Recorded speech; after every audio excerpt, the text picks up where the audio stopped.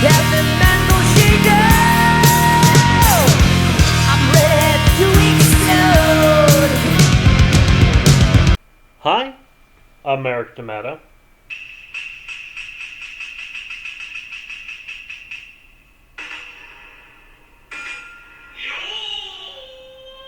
And I am the spirit of the No Theater! Geo! And welcome back to Mindbreakers. Yes, the show that dons its kabuki paint and is ready to give you tales of woe and intrigue. It's been a long time since you looked at a Troma movie. Yes. Unfortunately, we've seen one good one so far, and it was the first Toxic Avenger movie. Yeah, it was only the first one. Maybe this one will also be good. I'm hoping so, because this is Sergeant Kabukiman, L.A.P.D. Not quite. It is Sergeant Kabukiman N.Y.P.D. N.Y.P.D. Okay, he's not in L.A. No, this would be far too normal if it happened in L.A. Yeah, I guess. It's from 1990. Mm-hmm. It's got a 5.7. Okay. A streetwise New York police officer transforms into the world's most unusual superhuman hero. Superhuman, they say. Superhuman hero, yeah. He has superpowers. Fatal sushi, lethal chopsticks, and as American as apple pie. Nice. I like it. Fatal sushi. Already. So all he's done is cooked his. He cooks fugu, bro. He cooks fugu badly. Yeah, not the proper way. If done properly, a tasty fish. Yes. If done badly, you die. My skilled hands are busy. Oh man! But yeah, we've met Kabukiman before. Yes, we have. He was in the fourth Toxic Avenger movie, which also had an evil Kabukiman. It did have a dark Kabukiman. Well, yeah, like every light hero needs a dark side. Indeed. And No Theater tells us this. Yep. Because the Japanese, and because Dark Link. Yep. And Jaggy also. Yeah. It's just good storytelling. He kind of set himself up as the evil. Yeah, no, he's not the. No, but he dresses like him. Yeah, and also he's like the red Oni and the blue Oni. Convinced himself also. So like. What am I saying? Rao. Rao is the dark side. Rao is definitely like the antithesis. Yes. Every Guts has a Griffith. Yes. Every Dante's got a Virgil. Mm-hmm. For sure. Every Naruto has a whatever the fuck. Every Naruto has a decent anime. Every Naruto has a decent anime as its antithesis. Every Phoenix Wright has a Miles Edgeworth. You're gonna bug people with some of these things. Every Yugi has a Kaiba. Yep. Anyways, we're gonna watch this. Yes. It will probably be entertaining at the very least. Oh, one can only. It's 1990s Troma. I hope it's good. Yeah. You think we're gonna get like a shadow puppet section like they used to have? If we're lucky, we'll get some Kamushi Bai. I think we're gonna have like silent, like interpretive dancing sections. This is Troma. No, don't get your hopes up. With the koto playing. Get that big instrument with the one string. That's not koto. I know. The koto is like the big one with the multiple strings. Yeah. Anyway, that they play on the floor. Yeah. Yeah. Anyway, let's go. I think that was a shamisen, the one string. I think it was a shamisen. I'm not 100% sure. Anyway, Kabukiman. I'll fix you!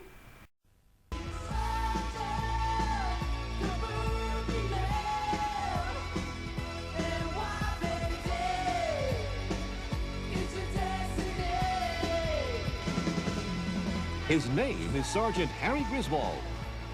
He's an undercover cop who takes his job seriously. I need to commandeer this vehicle. And he's always careful. Crime is at an all-time high. And to make matters worse, an ancient prophecy has unleashed an unbelievable evil spirit. and Griswold is caught in the middle of the crossfire. Strange things begin happening all around him, and even stranger things begin happening to him. Regrettable twist of fate has chosen you as a recipient of amazing supermortal powers. He is crazy, he is confused, and he is turning Japanese. Can't believe this. I'm eating smelly dead fish, and I'm loving it. But raw fish is chopped liver compared to the wild adventure that is about to take over Griswold's life. He becomes Sergeant Kabukiman, N.Y.P.D. Able to leap tall muggers with a running start.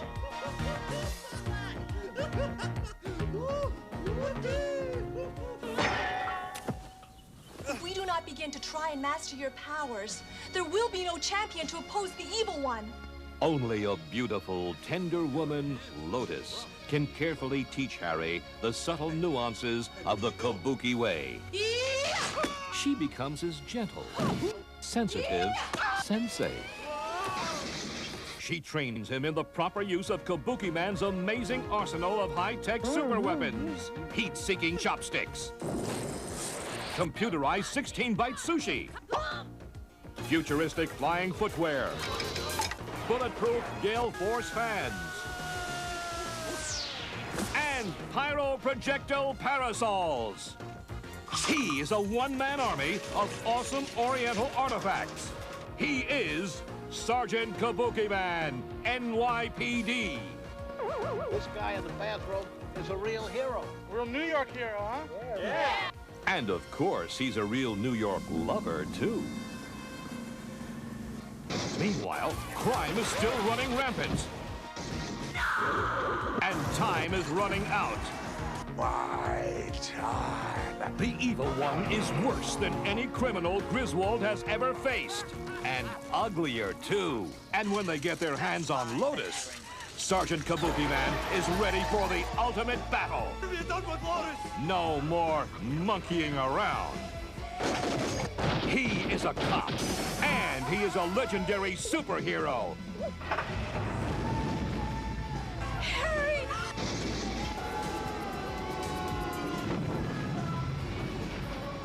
He is America's first accidental Oriental crime-fighting hero. His name is Harry Griswold, but you can call him Sergeant Kabukiman, N.Y.P.D. Who are you? I'm Kabukiman.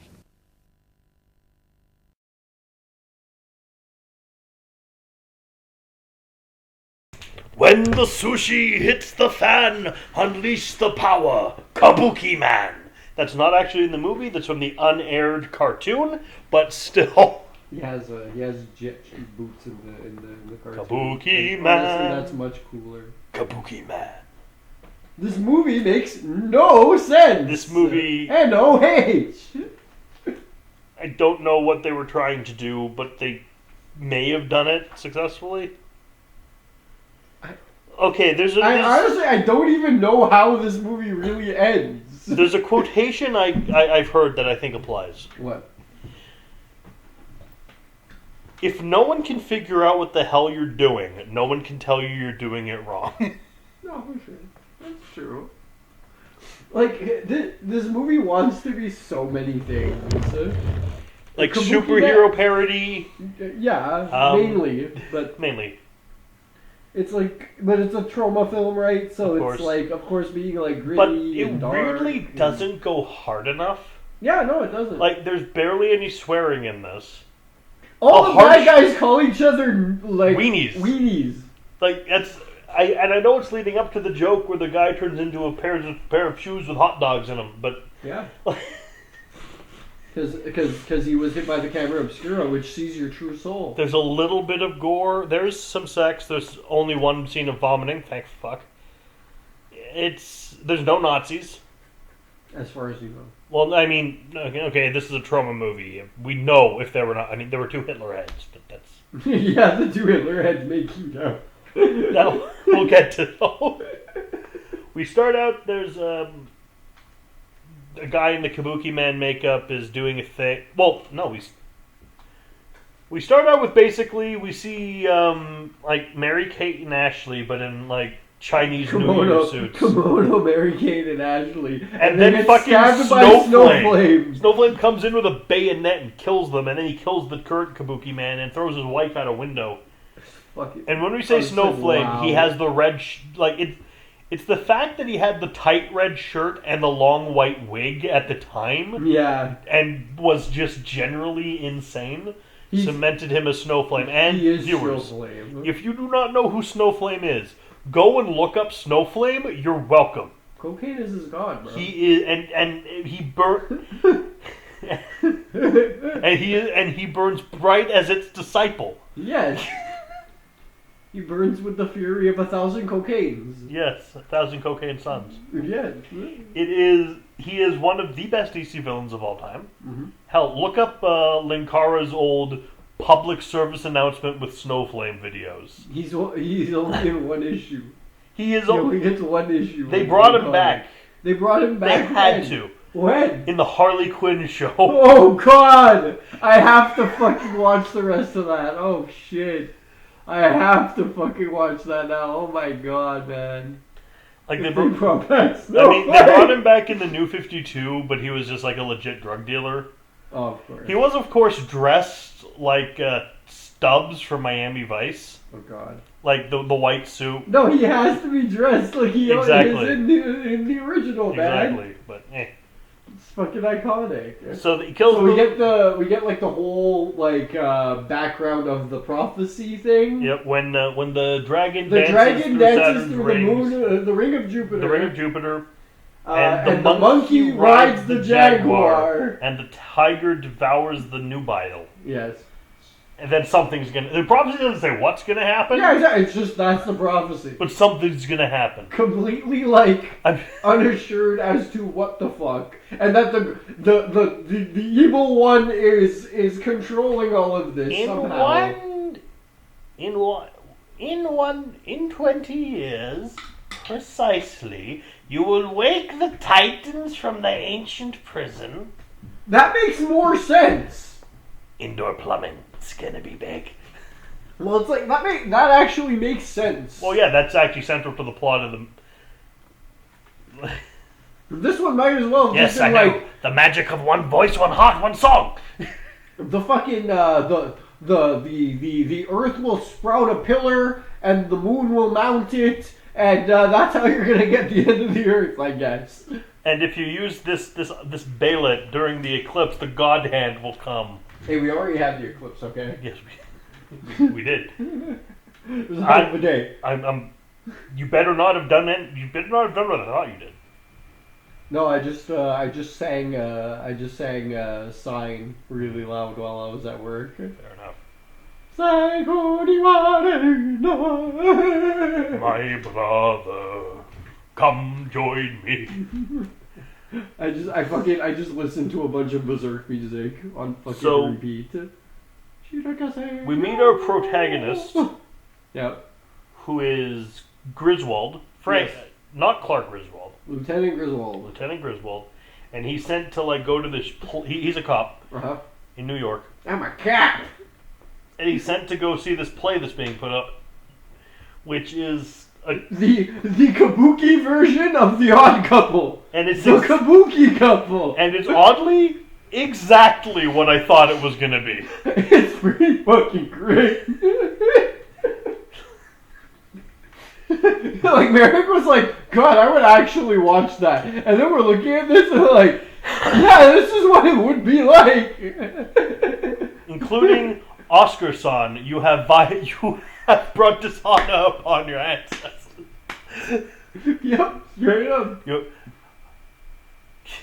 Well, Oscar-san, you have brought dishonor upon the kami. Mm-hmm. And then he sits in there loudly munching his snacks. Yep. Sitting next to an old lady that tells him to shush. Mm-hmm. Lotus, the granddaughter of some I guess he's the Kabukiman. He's the current Kabukiman, I guess. No, he's not. What? The guy who was killed at the beginning is the current Kabukiman. I think he's more like if Kabukiman is like Captain Marvel, He's Egg Shen. he's the Wizard Shazam. No, he's Egg Shen, bro. Yeah, I guess. So he comes on. He's playing Felix. Yeah. He eats a bunch of worms. He eats But it turns out that the guy playing Oscar is the guy who killed the old Kabukiman. I guess. And so he pulls out an AK-47 and yeah, kills every... Snowflame, bro. He does like the whole like the Kabuki theater thing where he's just like whoa, and he does like the pose and then he reaches down for the fucking AK and he shoots everyone. Like, oh! The audience, they love it. Yeah. Egg Shen does like the fucking like the hands up pose and just like yo, and fucking gets shot to death. Griswold, after he realizes pulls his badge and his gun out, and then fucking ends up like running like a bitch, pretty much. The old man kisses him and transfers the Kabuki power onto him. Yeah, he saves Lotus. Yep. From getting shot. Then the old man kisses him, transfers his soul into. And then he becomes like a half Kabuki man for a bit. And he says, he's slowly changing. First I got kissed by a man, and now I'm wearing a dress. Mm-hmm. Yep. He becomes the laughingstock of the police station. Of course, and the entire fucking cast of Pink Flamingos is in the police station. We meet our villain, Reginald, who's like some white-haired businessman, who's an evil businessman. He looks like Ravishing Rick Rude. He does. Actually, he looks like Steve Bannon. No, I just think he looks like Ravishing Rick Rude. Fair enough. Like, he looks more like Ravishing Rick Rude than he does Steve Bannon. He looks... Though Griswold, however, looks like if you took Jim Carrey and Kurt Russell and slapped them together. It's basically... He would be the perfect Stanley Ipkiss. This guy would be a really good Ipkiss. This movie basically... I know this came out years before The Mask. But this is We Have The Mask at Home. Basically. Or we read the comic The Mask. And we wanted to make a movie of it. But they told us to fuck off. We got this. We have our own idea for this hero, this Sergeant Kabuki. I'll make my own The Mask. It's gonna have blackjack and hookers and kabuki. Yeah. Ravishing Rick Rude has like this business meeting. There's Reverend Snipes who doesn't pay his taxes. Yeah. And they end up shooting this one lawyer guy who ends up spending time in jail and gets molested by a Filipino skinhead named a Bubba. 300-pound Filipino skinhead. 300-pound Filipino skinhead named Bubba or whatever. About that, yeah. Yeah. Gunther.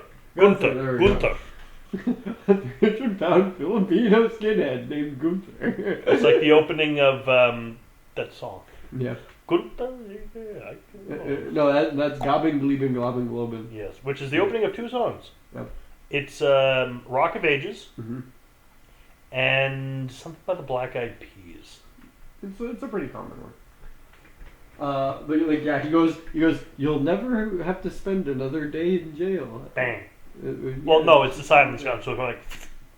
Pretty much. So... yeah, and then they have, the whole fucking cast of Pink Flamingos. He gets pulled into the chief's office. The chief has his ass. His pants disappear and his shoes become those wooden block sandals. Yeah. Spontaneous sandals. His feet his shoes melt off. Yeah, straight up. It just fucking... Suddenly he has sandals. He asks another cop out on a date. She says no, she's busy, but they can go running. Yeah, it's Connie... What's her name? Connie LaRosa? Yeah, Connie LaRosa. Yeah. And she was supposed to be at the theater, but she wasn't. No. So, like, they end up going on, like, a jogging date. He shows up in his suit, because he's an idiot. Before that, though, the transformation begun! He gets the robe. Yep. And Lotus comes to interview him, and she's like, to be interrogated. She's in the interrogation he goes to room. interrogate her. And he's in the sandals. She's like, "You suck. Eat the worms." Basically. Yeah, pretty much. Eat the fucking worms. Eat the fucking worms, Shinji. Hungry for worms? Eat the fucking worms, Shinji. No, hungry for worms. Get in the fucking robot, Kabukiman. So he's needed a giant fighting robot. That's how it should have ended. He tells her to fuck off. Yep. Then he goes on... He calls him a penis-wielding idiot. Yes. And she's like, I should have the power of the Kabukiman. So he goes on the run. During the run, La Rosa gets cornered by some idiots. First Ravishing Rick Rude gets his shoes shined while he's getting... Yeah, but we're supposed to think it's a blowjob. Yeah. Old joke, but effective. And the Kabuki man grabs the sword that he has in his office. And is really good with it until he suddenly isn't and breaks everything. Well, he just starts going like, he starts like going into like a trance. And He like, weaves. Kabuki man, Sancho! He weaves. Yeah. And then like fucking, it starts to fucking stab chairs and break shit. Which honestly, I don't mind. It's fine. Because he's like in between the two, like jumping back and forth. So, on the run, La Rosa gets attacked and presumably raped. Straight up. They say she straight up got raped, and you can see it even in one frame, like the guy on top of her. And all that. Frank turns into Kabuki Man in a ridiculous inflatable section. And then That was a good transformation. That's a really good henshin. He brings out a magical fan that shoots wind at them. Pretty basic. Then he gets the Devil Man hairstyle. Yep. He kills a dude with a sword. Yep. And he fucking... He shoots chopsticks at one guy. Just impales the man on chopsticks. Yep. He just he has like so many fucking cool ass powers. He shoots the fucking poison sushi at the lady's mouth. Mm-hmm. Fucking he is a badass. Like when he is the true Kabuki man, he is badass. Everyone's like, "Hey, you saved the day." And it's like, "Hey guys, I'm a cop." You're not a fucking cop. Hey, I'm a cop. Oh fuck, he is a fucking cop. Like, oh look, he's got the badge and everything. That's Reginald. fucking, Reginald's like, you're making a fool of a fucking vigilante. You're making a monkey out of us. The monkey's coming in. Yep. He goes to an Reginald's Italian restaurant with Lotus. Yeah. And he just orders a straight up raw fish and starts eating it. That's the thing. But that got me because it's like, all right, sushi is raw fish, but it's actually prepared. It's not just straight up rotten pearls. They're not Gollum. Like. Just fucking munching on it, going nom nom. Like the waitress is really bitching. I'm like, why are you bitchy? It's like, oh, because he ordered a straight up raw fish. All right. She just drops it on his plate, like fucking weirdo. Yeah, and fair enough. Yeah, she's completely right to. And Lotus is like, you're a fucking idiot, Baka Gaijin hamburger man. Yet eating a raw fish. You're eating raw fish. She's like, you don't understand the changes that are happening to you. I'm turning Japanese. I think I'm turning Japanese. I really think so.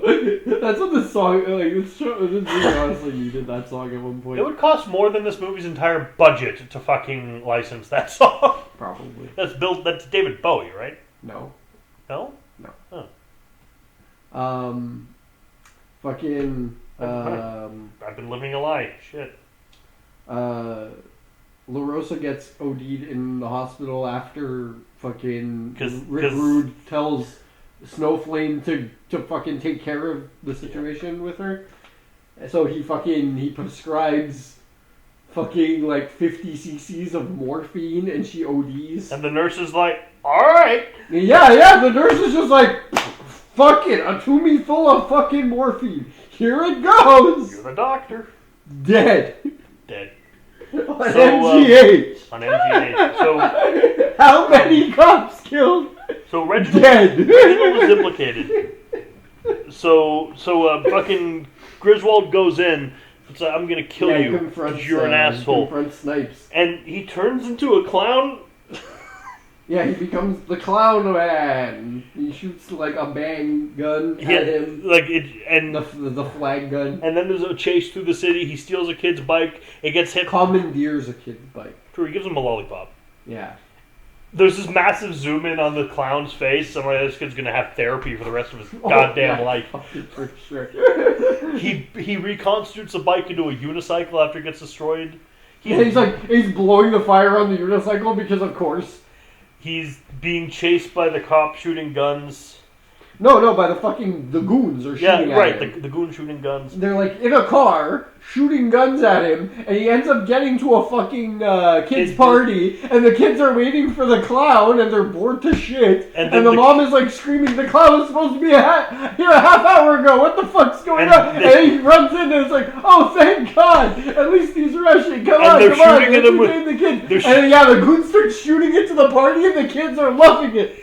And the mom does the most relatable thing anyone's done in this movie is just downing the wine. Just pounding a bottle. Just straight from the bottle. And then he jumps on the car and he's very silly string on the window. And they're like, "We can't see." And then the chief, because he puts him on the dry cleaning case. Yeah, he's like, "I had 4 shirts of mine stolen at the dry cleaners. Go find them." And then, he ends up driving the car. Honestly, that sounds like a fucking side quest from Streets of LA or something. There's no, like, really big side quests in Streets of LA.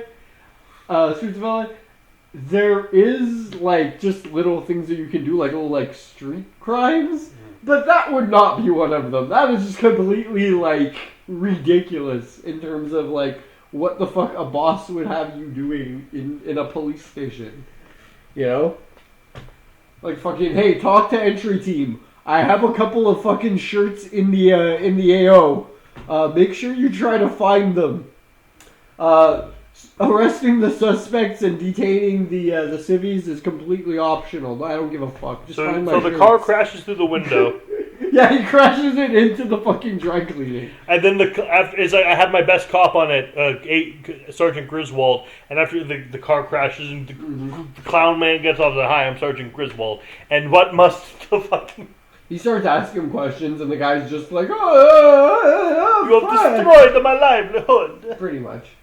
He might as well have had an Italian accent thing. "Oh, you are fucked up on my dry cleaning. Who cut your hair?" So we he's got the Raggedy Ann hair wig. So he's being like reamed out by the fucking chief. Oh yeah, for sure. He gets his job fucking taken away from him. He goes like, "Yeah, give me your badge and gun." Gives him the badge and gives him the fucking bang gun. He is like, "I can't find my lighter." Gives him a lighter, squirts water in his face. He wipes his face with the cloth clown. glue. It's clown. It's just Clown Man. This is not Kabukiman. This is Clown Man, because he doesn't believe in his powers at this point, I guess. I'm kind of surprised they didn't make Clown Cop its own movie. Yeah, pretty much. Bobo the Clown Cop. Officer Bobo. Clown Cop versus Demon Cop. Yes. Oh my god. Clown Cop's fucked. Clown Cop versus Kabukiman would be pretty good. Kabukiman versus Gladiator Cop. Oh, jeez. Kabukiman versus a gnome named Norm. You're off the case, a gnome named Norm. All right, Norm. Here's your new partner, Matt Cordell. That would be fucking great. So, no. What? Kabukiman and his new partner, Samurai Cop. That would be just the best combo ever. It'd be the greatest movie against of all Tommy time. Wiseau. Yeah. The planets, Joe. Yeah, it'd be fucking perfect. The planets. The dragon jumps into the... And the dragon jumped over the moon. Yes. The cow jumped over the moon. I want to make an egg breakfast. Yeah, there you go. So he goes to see Lotus. He goes to see Lotus. He is greeted by Toyota, the monkey wearing clothing. Toyota the monkey is the single best character in this film. He can do no wrong. He is he's chill. He drives a car. He can use a gun. He gives Sergeant Griswold a pair of clothing that makes him look like Filthy Frank. Which Gio had to be done for a bit at this scene. I couldn't talk for a minute, guys. And then he gets hung upside down because Lotus was meditating upside down. And then and she makes him, like, spills just rice on the floor like he's a vampire and he can count it all. First, she CBDs him with a fucking bamboo pole. Yeah, cock-and-ball torture, bro. But he has to count the rice and also separate into pie. Basically, he has to racially segregate the rice. Yes. Truly. And count it. Well, you can't just have rice loose and willy-nilly, man. How are we gonna know which ones are from the Philippines, which one's basmati rice, which one's Chinese rice, which is Japanese? I think it all tastes great together.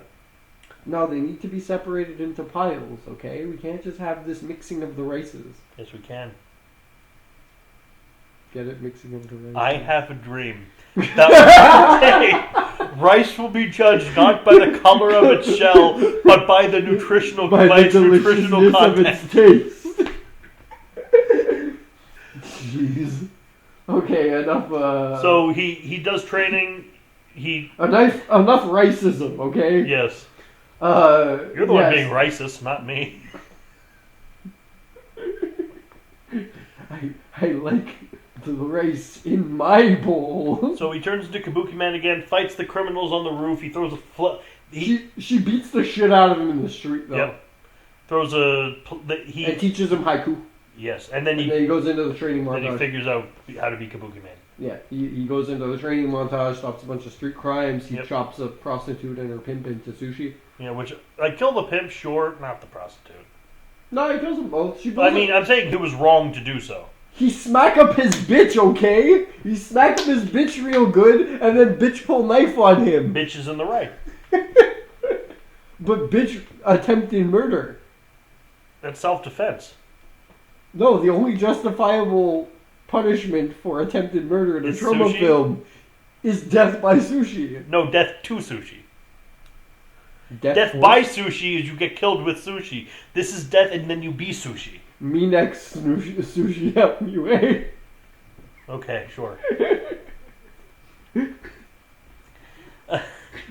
he's finding the goons on the roof.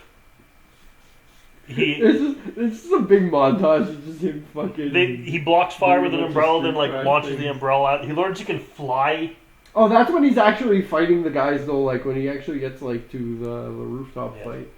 What happens before that? Hang on, let me see. Oh yeah, he tries to stop a truck. Yep, he gets flattened. That one's straight up a fucking The Mask scene. It's literally the Look Mime roadkill part. Yep. My name is Cuban Pete. Yeah, we got that part pretty much. When he first turns into fucking Kabukiman in the park, that's pretty much that. Somebody stop me. Yep. Smoking. Yeah. Then he ends up fucking. He does the big camera obscura. Yep. Turns the guy into the weenies. And then fucking Snowflame pulls out a motherfucking RPG from motherfucking nowhere. And then tries to shoot him on the rooftop. And he ends up learning how to fly with Lotus. And it's an obvious dolly shot, so obvious it doesn't even try to disguise the sounds of the wheels. No, of course It not. even amplifies them, because that's the joke. Yeah, exactly. There you go. He fucking pukes on two lawyers that are just abruptly being like, evil. Yes, we have released the obvious murderer from this case. He will be killing again, but not in our neighborhoods. Isn't it great to be Let's evil? go get drinks. Let's Aren't we shitbags? Let's go get drinks and then kick puppies. Pretty much. The only thing it was missing was just them fucking. Honestly, they should have had the two Hitler heads making out here because how do you know when a character's evil? We need to have Hitler making out with another Hitler. I think they should have just put on armbands.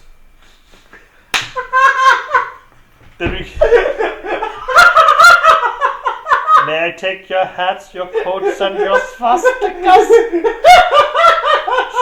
Calm down. Just arm bending up. So while laughing, he escapes. They're preparing for the ritual. Of course. Oh damn. Yeah. So Oh my god. Yeah, so he gets the Reverend. He actually grabs Reverend Snipes and makes him confess after hanging him over the fucking the Empire State Building. Because hey, if I drop, he's like, I'm gonna turn you into fucking Yakitori if you fucking confess. He also says, hey, if I drop you, if you drop you just right, that thing's going right up your butt. Straight up your ass. Straight up your ass. Free proctology right here. Mm-hmm. So So yeah, he ends up confessing to everything. He has it on a tape recorder. He fucked Lotus. He fucked Lotus. He fucked Lotus until he turned into Kabukiman, and then he's like, "Now is the time for me to turn in the evidence. Now." And he comes back after the fucking. He comes back. She's been captured. The monkey's wearing a top hat. Yeah. Of course he is. Obviously. What does your monkey wear? He shoots Snowflame in the fucking head, and he's like, "You have the right to a fucking coroner." The villain's getting the ritual ready to summon the evil one, and he has Lotus tied up because she's nubile. Apparently, she is she's the gonna nubile. She's going to get eaten by the tiger. She is the nubile. Apparently, Griswold has no access to his kabuki powers because he doesn't have the love of a woman. Yeah, Snowflame is like, yeah, you don't have any powers because women don't love you anymore. But does Lotus not still love him, or does the woman have to be like there the whole time for the do Kabukiman? If he was in love with another man, would he not have his powers? Yeah, because can there not be a gay Kabukiman? Can Kabukiman not be gay? If a woman is Kabuki woman, does she have to be in love with another woman? I wish there were more Kabukiman films to answer these questions. Right. We could have gotten our answers in the cartoon, possibly. Sadly, no. Probably not the gay answers. No. There would have... okay, if there was the cartoon, there would have 100% been a Kabuki girl. Yeah. That is, obviously. Yeah. We could have gotten the answer, I guess, yeah. Just like in Savage Dragon, obviously She-Dragon was introduced as a character. She would have been gay, and I would have been fine with that. What, Kabuki girl? Yeah. Maybe. We get, he ends up saving Lotus. Yep. He ends up like grabbing an AK and fucking runs out of bullets, and then he gets cornered. But then the chief saves him. Yep. Because the chief shows up with all the cops. Yeah, exactly. But it's too late because the dragon is already dancing through the ring of Jupiter. Jupiter having no rings, by the way, but whatever. And then the Reginald turns into this bug, and then turns into the evil one, who's this big green monster. He's in a larval state. Yeah. He's this big green monster, and he has like. He becomes like a fucking. He becomes a goblin. He becomes fucking Cyrax. And he comes out of the fucking like cocoon with the two Hitler heads and starts making them make out. Yeah. And then now kiss. And then he feeds his female minion to the tiger, but like, you're never gonna get the monkey to run. They have a lemur, so it doesn't count. Yeah. They got Zabubufu in a cage for some reason. Yeah. But then fucking Toyota gets in the Jaguar. And they have a real ass Jaguar. Yeah, an actual fucking animal. But Toyota fucking jumps in the Jag. The car, the Jaguar. Yeah. And he's just like dun dun dun. He lights up a fucking Yehawan. And he's like, where's Molly? I have to fucking find Armitage, that rat bastard. He's chilling, and you just hear, living in a monkey paradise. He's truly made a monkey out of you and me. Large fries, extra dip. Jesus fuck. So then he becomes the Kabukiman. And then the day is saved. And he does the one-footed hop. Yep. And then the movie's and then big wins. Kabukiman constellation. Yep. And then the movie is basically over. Kabukiman! He flies off into the sunset. Yep. And then crashes into some civvies. We get a Superman joke first, and then we're done. Yeah. He flies like Ric Flair walks. And the people that know how the Ric Flair walk goes, you know what I mean. I mean, to be fair, I guess it's cooler than, say, Toxic Avenger. He flies like Stephen Hawking walks. I wanted Meaning to have, he doesn't. Now that I know he has the rocket boots in the cartoon, I would have rathered the rocket boots. True, I wouldn't have had the budget. But I do like the Ric Flair flying. It's good, I like it. Fucking Sergeant Kabukiman and N.Y.P.D, man. What do you want us to say? It is. It's on Tubi. Go watch it. This is a solid 8.5. Agreed. Out of 10. Agreed. Wait, did I say 8.5? Yes. I meant negative 800.50 out of 1,000. Don't know how that mathematically works, but How does this movie work? magic. The magic of no theater. Yes. Hey, what's your favorite kind of theater? No theater. But you have to have a kind of theater that you like, right, Joel? They had a whole thing in MST3K about no theater. Okay. Yeah, they had a whole bit of it. And it's like, can you answer me what kind of theater you like? Joel is like, yes. Okay. Is this kind of theater Japanese? Yes. Can you tell us if you like Japanese theater and also what kind of Japanese theater you like? He goes, yes. No.